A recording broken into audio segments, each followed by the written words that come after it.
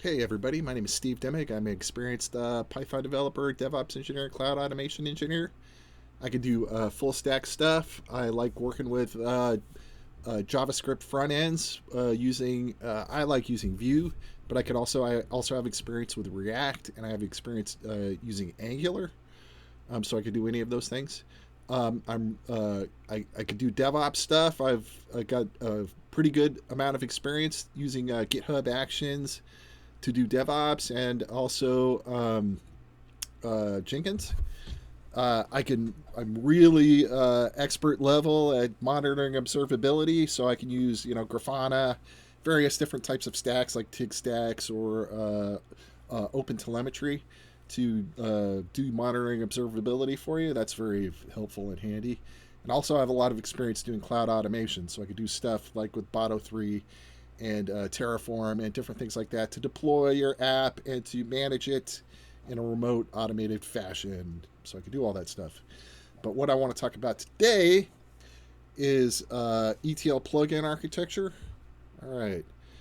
So I noticed when doing freelancing that there's a lot of projects available out there, and I try to bid them, but I wanted to come up with a formal way to make these things to do these things quicker. So I did, and I'll show you how it works.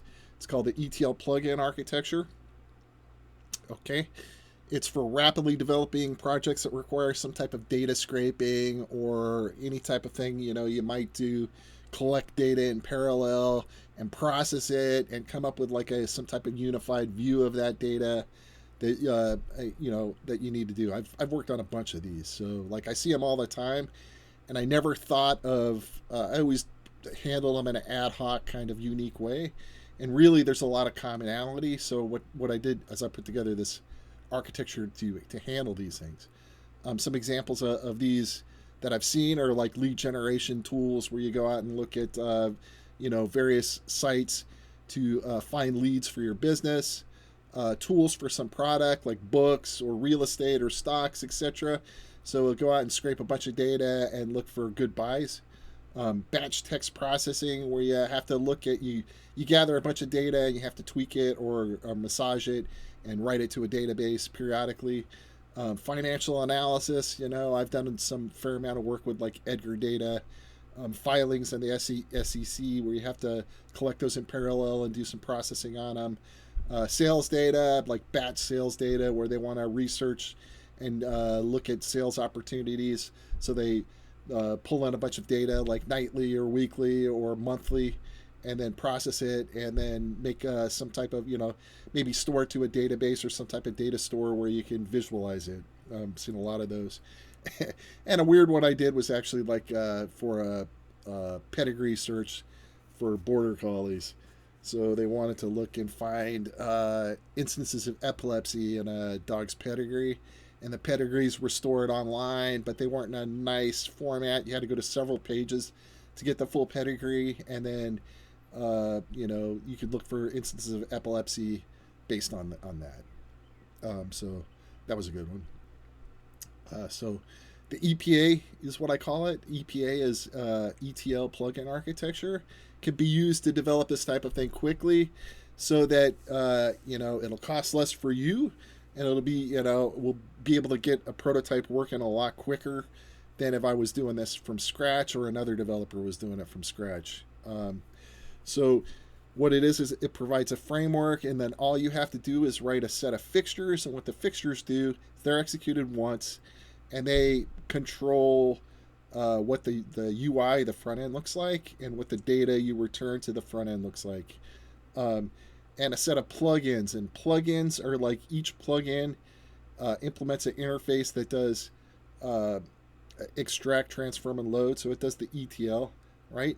So you write a plugin I write a plugin that's got extract function, a transform function, and a load function, and it could be whatever. It could be web scraping. I'll show you examples with web scraping in them. It could be connecting to an API. It could be reading from a database. It could be reading text files or CSVs. Anything that you need to do in batch in parallel, it can do. So we can do all those things. The fixtures and plugins are simple Python files. So I'll show you what that looks like as well. You'll just write a set of, you know, easily reproducible. We'll just write a set of easily reproducible, uh, fixtures and plugins, and boom, we connect them to our framework, and boom, we have an app. So it's kind of that quick. I'll show you what that looks like as far as the tech stack goes. So the front end, like I said, I like using Vue and Vuetify for that kind of stuff. It works really nice with JavaScript on the front end. Backend uses Fast API, Python, of course, and Pluggy to handle the plugin type architecture. It also uses, I'm using Bonobo right now, but I'm thinking of swapping that out because it's got limitations on the Python version. I'm really seriously thinking about swapping that out, just using Python multi-processing. Really doesn't need anything more than that, because the way you write your plugin, it's basically a one-to-one map of a plugin to what they call a chain, and then the chain a bunch of chains make up a DAG, and I can really do that with multi-processing. But right now it uses Bonobo to do that, and so you write this plugin. It's got an ETL extract, transform, and load. It gets run as a separate processor thread that executes the whole thing from start to finish. We could have multiples of these things, so you could have one-to-end plugins, and they all run in parallel. They grab the data, they transform it, and they load it to whatever database or internal store you want. And then, so you don't have to worry about any of the multi-processing part of it or any of that stuff, or I don't have to when I'm writing these. I just write the plugin. I don't have to worry about, I can have a simple front end up and going that generates CSV files. We'll see how that works as well. Really simply and easily. So we'll show how all that works next. The key abstractions here, like I said, are fixtures. They perform processing steps outside of ETL, so they're not done in parallel. These are things that are one-off. They're done in one time, and then that's it, right? So the fixtures that are out there, there's one to provide a table header structure to the front end, which is basically a JSON. You tell it what the table should look like that you're going to display. Properties, various properties like colors and icon sizes, different things like that you want to provide to the front end to make yours look a little different. An icon image, so whatever the icon is for your the front end we decide on, we can go ahead and add that. And then a step to merge all the final processing from the plugin. So each plugin, whatever data they extract is going to be put in an internal store. All right, so each one of the plugin results gets stuck in there. So, and then so for if you have 5 or 6 plugins, there'll be, for each one of those plugins, it's gonna have a set of rows that were captured during the processing, and this final merge step takes all the rows from all the plugins, and it obviously knows, because it's part of the app itself. It obviously knows what each one of those things looks like, so it can take those and merge those together into a unified thing that we can either write to a database or we can send back to the front end. All right. Plugins. Like I said, they're customizable units that perform a single thread of ETL processing. That's extract, transform, and load processing. The plugins are executed as a chain that is part of a DAG. So the DAG consists of a bunch of chains. The chains are the ETL part that we write that do a single ETL function, and the DAG runs all the chains in parallel. So we're not waiting for one chain to finish. Now, okay, so before we return any data, we're going to wait for the whole DAG to finish. So if there's one chain in there that takes a little time, it'll all take a little time, and we'll see that because I have a particular chain that takes a little while longer to run, and you'll see that it takes a while for some of these things, and I'll go into the reasons why. Extract method is a method that pulls data from, scrapes data from the web or uses a REST API or database, anything that requires batch processing. Transform can be used to clean up the data, map it or add, any type of value added thing you might need to add. Like sometimes you extract some data, it's not full, but you know how to add pieces to it based on like maybe some data you got stored in a database or something that you can take that data and make it, more usable and return it in a standardized format.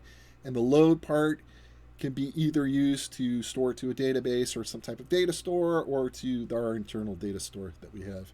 We can load it into there as well. All right. Okay, so that's basically how it works. It's pretty simple. It's got two basic abstractions. You write just individual files that take care of each one of these things. All right, so we're going to look at an example. Example is called book arbitrage. So it's based on a freelance project I saw out there. I didn't win it, but it was out there, and I thought it was a good example because it's simple, yet it has enough meat to it that we can get into how things work. So basically, the example out there was a little bit different. It asked you to go to eBay, but I didn't include that. So all we're doing is we're going to two separate sites, one called ETL, one called Bookfinder.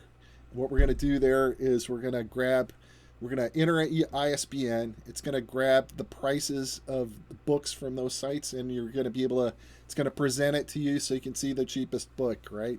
And it'll give you a link to go and you could go purchase that. So that's kind of what it does is it scrapes these two sites and it lets you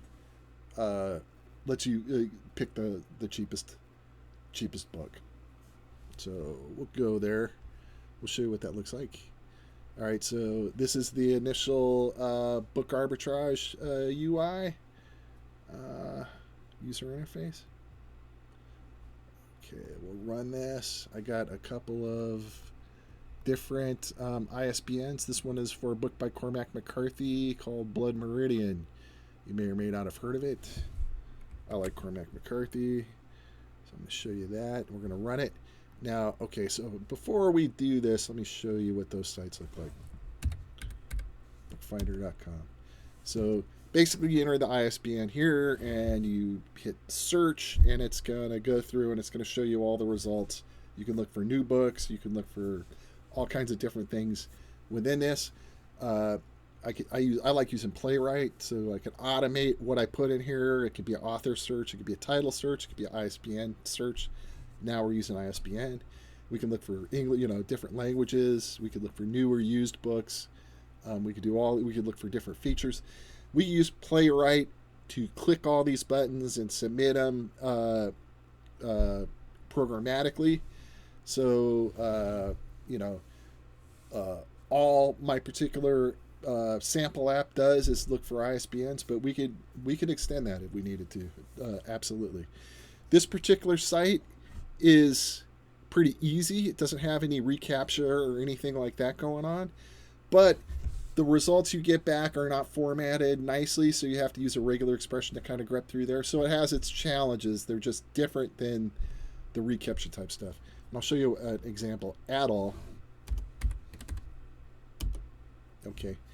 Now this one over here, you notice this little thing right down there. So it's protected by reCAPTCHA. So it's going to try to not let you get in there and use it for a big database, right? Because that's really not to their advantage. So it's going to protect that. So it's going to look for bot activity. So it's not going to want you to come in there and do automation on it and look for the ISBN. You got to trick it. So you got to solve the reCAPTCHA. You can't, it's going to notice if you click this comparison with shipping exactly in the middle. It's going to notice if you enter your search and immediately go and click the button. So you have to add, pauses. You have to change, you have to maybe click on it in the upper left or the bottom right or places so you look like a human. So it's going to look for different things like that. And so you have to do those things. You can't run it headless because it'll immediately detect that as a bot. So you have to, have an X server. It makes everything a little more complicated. Also, sometimes it's just going to randomly, even when I enter this stuff through their UI, sometimes it randomly thinks I'm a bot. So it's going to randomly fail. So you're going to have some retry logic. What I'm saying here is all that makes scraping this particular site a little slower. It's going to be a little slower. So you'll see that it doesn't, when I go back here and I enter ISBN, it doesn't come back immediately, but it will come back. So we'll get that number again. Do I still have that? Okay, so this should get us information about blood meridian. So we're going to enter that. Now this will take a while, so I'm just warning you. It's going to take a while. So enter that. Now all this UI, I'll show you how that works, but that's controlled by our settings. So all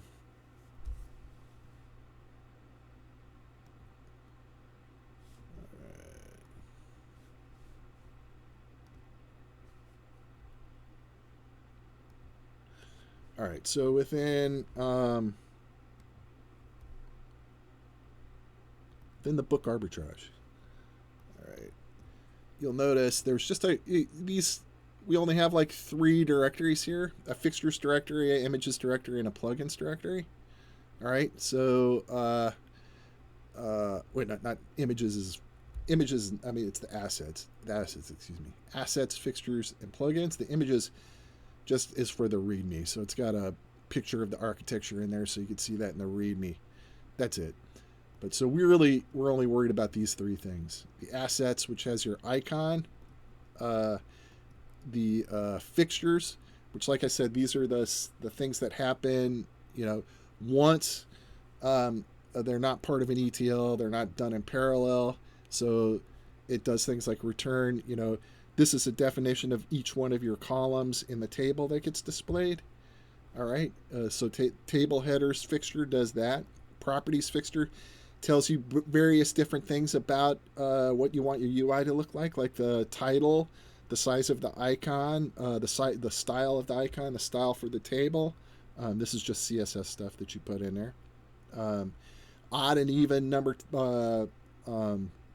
rows, what they're gonna, what color they're gonna be. The name of the CSV file when you download it, and your initial sort by. So this is saying that everything that gets returned, it's going to sort by price. It's going to order it in an ascending fashion. And the key name. So when I query it, what key to use. So we're using ISBN here. You could see that, okay, so in our plugins, it's got an add-all plugin and it's got a bookfinder plugin. If you look at the bookfinder plugin, it's pretty simple. It just goes to the URL and it uses a regular expression to get all the crap out. So that's all you got to do there. Add-all is considerably more complicated, right? So it's got to do a reCAPTCHA part, right? So it's got to get a token for reCAPTCHA.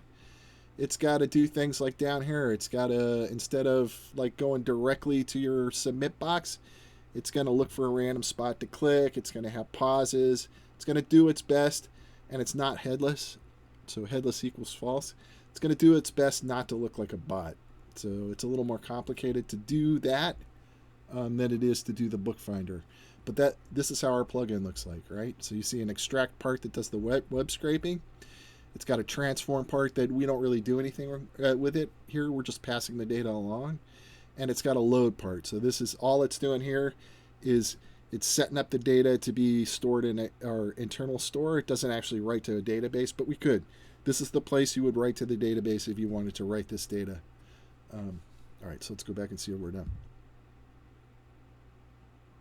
All right, we'll go back here. No, we're still not done, but we should be getting close. All right. Okay, there we are. We're done. So we can see here we got entries returned from both add-all and bookfinder, and they're sorted by price. So $9.78 is the cheapest, and then we go up and we go all the way up to $30.39 from Amazon in the UK. All right, so we can click on one of these links, and it's going to take us to, we can buy it right here. So if we wanted to buy that book, we can buy it right here. Ooh, that's the crossing. All right. Let's go right here. Oh, that's because, yeah, there we go. Blood Meridian right here. All right, I don't know why that came up the crossing. It's probably a bug. All right, but that happens. I'll fix that.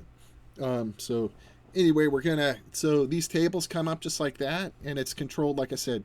There's a set in the settings file. There's a setting for this color here, which is I wanted to make look like that color from the icon image. This is our title. Um, uh, the alternating rows, one is white and one is this other kind of goldenrod color. Okay, I can export this thing to a CSV. It's going to come down. It's going to put in my downloads. I'm going to have this book arbitrage CSV. All right, it's going to come up with all the different occurrences of blood meridian, and it's going to show you the links. It's going to show you the price. It's going to show you everything that's in that table, so we can see all that stuff. All right, so that's how it works. I have another example app. I want to show you just how easy this is to do. So this other app is called Asset Tracker Plugin, and it really is. It's just faked out. The plugins are faked out. All right, but I already had the UI look and feel. I knew the colors, and I had an icon, so I just used this. But all we're doing here is this is just faked in data. So we're just returning data that's pre-cooked, right? So plugin 1 returns this data, plugin 2 returns this data, all right? And then the merge results just takes the two and merges them together. So all the different fields in each one of the plugins it puts in there, and we get the whole thing. But I want to show you how easy this is. So I just write the plugins and I write the properties. So it's got different properties, right? It's got green instead of red. It's got a different name for the CSV file, etc. All right. It's got a different icon, so it pulls the icon from the asset tracker icon. All right, which is in our assets folder. Right here, asset tracker. All right. So what we're going to do here is we're going to go to our ETL Plugin Architecture project. All right. And I'm going to go to the docker compose.yaml file. All right, now it's all set up for the book arbitrage. What we're going to do here is we're going to take and we're going to change that to instead use the asset tracker.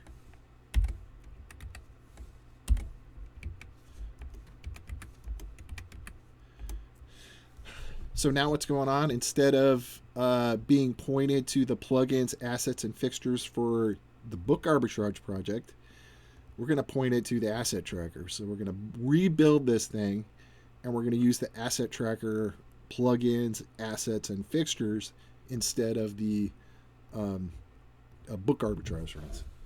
All right, we should be able to go back here, hit this same port, right, 1015, this same screen, and it should come up with a different app. So we're going to show what that looks like. All right, I'm going to save this, obviously. All right, I'm going to go here to pause, and I'm going to go to ETL. I'm going to do a docker compose build.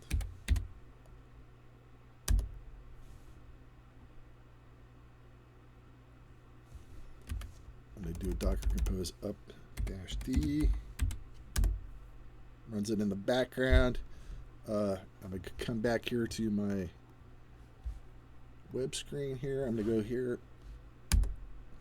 Voila. Comes up with a different app, right? So just by pointing it to different plugins and different fixtures, it comes up with a different UI. And here, what this does is it looks for a particular location within that pre-cooked data. So I'm going to say location 55. It's going to go, and it's going to return almost immediately because it's just pre-cooked data. You're going to see that, yeah, it's going to return all the rows with the location 55. So this is from a previous project.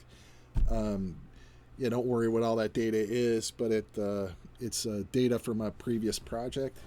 Say I want to look at 65 now. I'm going to go there, and it's going to give me 65. I could do the same thing. I could export that data now to a CSV, and it's going to give my asset tracker CSV name. It's going to have asset tracker data in it, and that's basically how it works. All right, let's go back. We'll finish up our presentation. I always like to say good luck to anybody looking for a freelancer. I hope you find who you're looking for. If you choose me, I'm even happier.